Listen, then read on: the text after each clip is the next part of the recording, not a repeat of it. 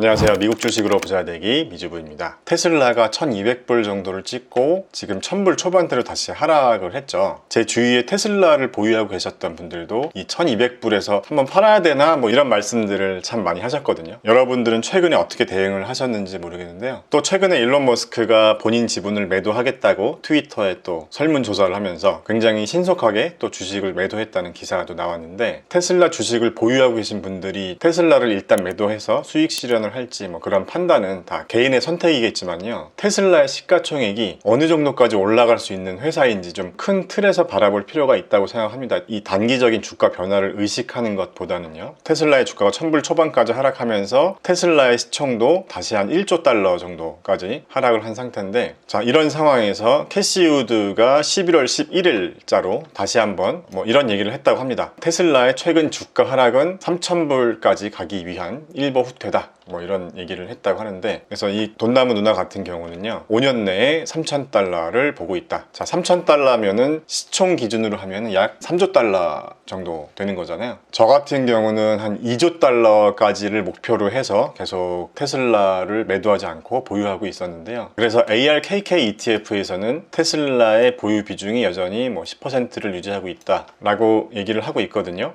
자, 그래서 아크인베스트가 테슬라 지분을 얼마나 보유하고 있는지를 잠깐 보면요, 다 아시는 분들은 아시겠지만 그래도 많이 팔았죠. 최근에 아크인베스트에서도 테슬라 지분을 좀 많이 정리를 해서 ARKK ETF 내에서 한 10% 정도를 유지하고 있다는 얘기고요. 그렇게 이해하시면 될 것 같고, 참고로 ARKK ETF가 보유하고 있는 탑5 종목들을 한번 보면 테슬라가 전체 한 10% 정도 비중을 갖고 있고, 텔라닥도 굉장히 비중이 높네요. 한 6.75% 정도 되는데, 저 같은 경우는 텔라닥을 최근에 좀 다시 저점 매수를 하기 시작했습니다. 자, 여기 보시면 ARKK ETF가 보유하고 있는 뭐 평단가로 보시면 될 것 같은데, 텔라닥도 좀 많이 물려있는 상태입니다. 그래서 지금 텔라닥의 현재 주가 대비 ARKK ETF가 보유하고 있는 평단가가 한 168불 정도 돼서 좀 물려있다 라고 보시면 되고, 최근에 물량을 좀 더 늘리고 있었네요. 이 부분도 한번 참고해 보시면 될 것 같고요. 그리고 최근에 코로나 치료제 개발 소식과 맞물려서 언택트 수혜주들이 또 많이 좀 피해를 봤습니다. 줌 비디오 같은 경우도 대표적으로 최근에 주가가 많이 빠진 종목이죠. 이 아크인베스트는 상대적으로 최근에 조금 더 보유 물량을 늘린 모습을 보일 수가 있고요. 저 같은 경우는 개인적으로 줌 비디오에는 좀 투자 타이밍을 놓치기도 한 것 같고, 주가가 좀 비싼 것 같아서 투자를 안 하고 있었고요. 지금 최근에 주가가 많이 빠졌으니까 한번 알아보고 싶은 생각도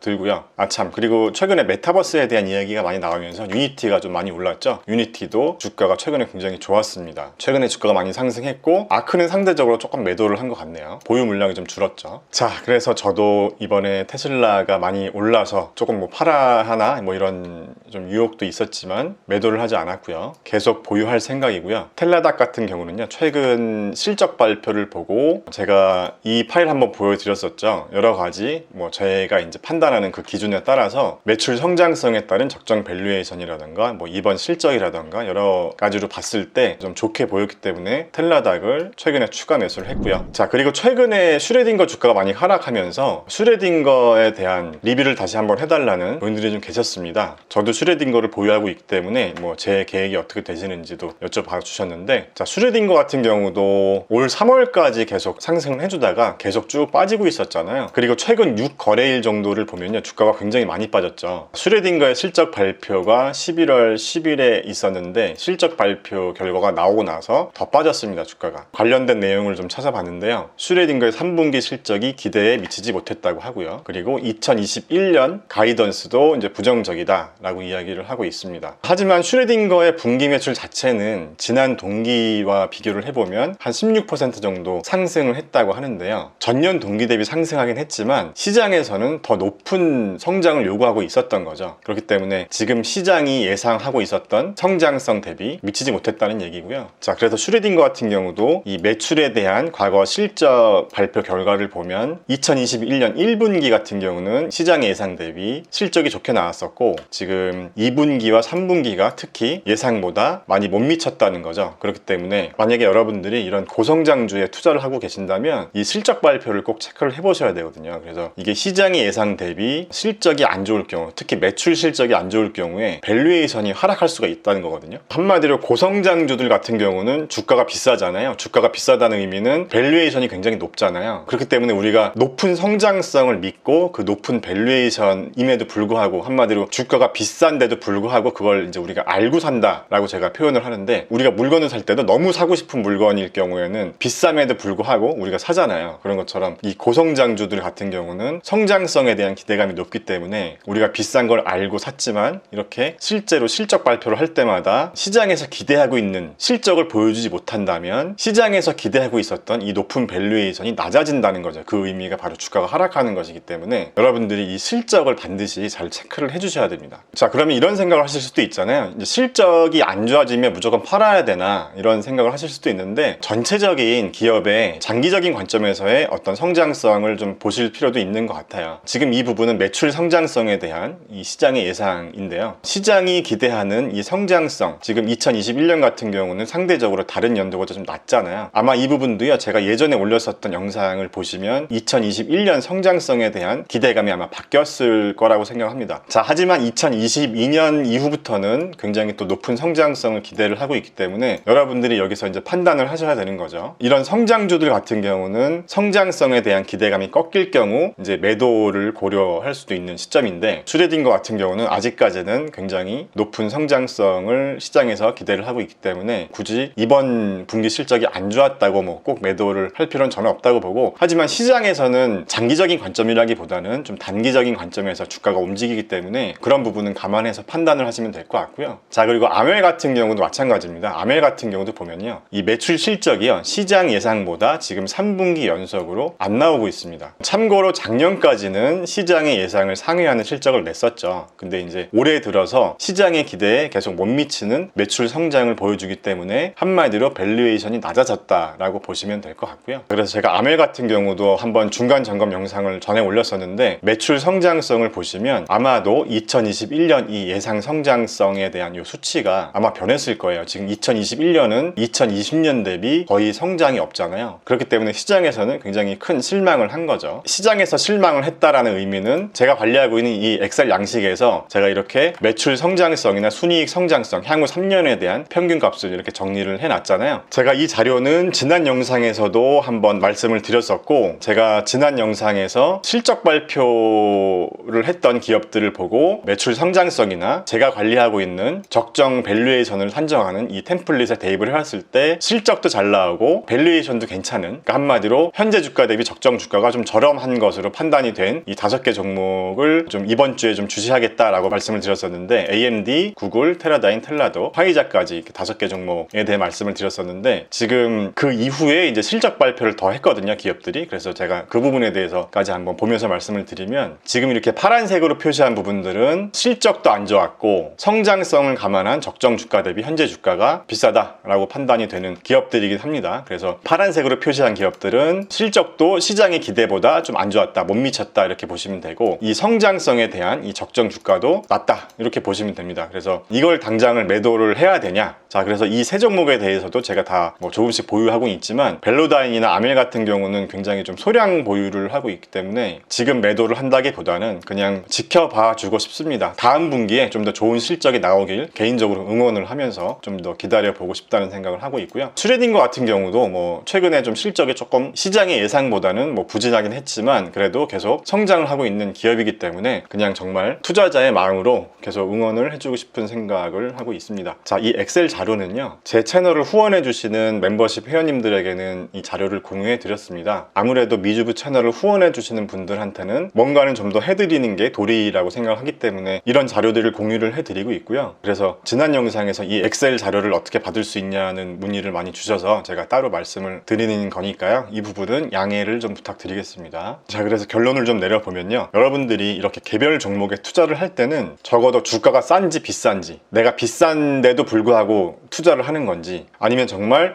주가가 싸서 정말 나는 싼 가격에 잘 사는 거다 뭐 이런 건지 좀 판단을 하시고 투자를 하셔야 될 것 같아요. 왜냐하면 그런 걸 모르고 투자를 하셨을 때 주가가 하락하면 좀 멘붕이 올 수가 있거든요. 이거 지금 어떻게 해야 되나? 이거 바닥인가? 지하 2층인가? 뭐 이러면서. 그렇기 때문에 제가 뭐 온라인 강의에서도 계속 말씀드렸었던 부분이요. 어떤 기업이든 간에 여러분들이 개별 종목에 투자를 하실 경우에는 여러분들 기준에 맞는 이 가치 평가를 해보셔야 된다는 거죠. 그러니까 해당 기업의 적정 밸류에이션 이 어느 정도인지. 물론 성장주 같은 경우는 가치 평가가 안 되는 기업들도 있어요. 안 된다고 그냥 아예 그냥 묻지마 투자를 할 수는 없잖아요. 안 되는 기업이라도 그에 맞는 기준점은 또 있어야 되지 않겠어요? 그런 평가가 안 되는 기업은 그냥 투자를 안 하면 됩니다. 주가가 싼지 비싼지도 모르고 어떻게 될지도 모르는데 그냥 오를 것 같다 뭐 이렇게 사는 거는 사실 뭐 주식 투자가 아니라 그냥 투기잖아요. 그래서 여러분들이 주식으로 투기를 하실 건지 투자를 하실 건지는 확실하게 아시면서 투자를 하는 게 어떨까 하는 생각을 합니다.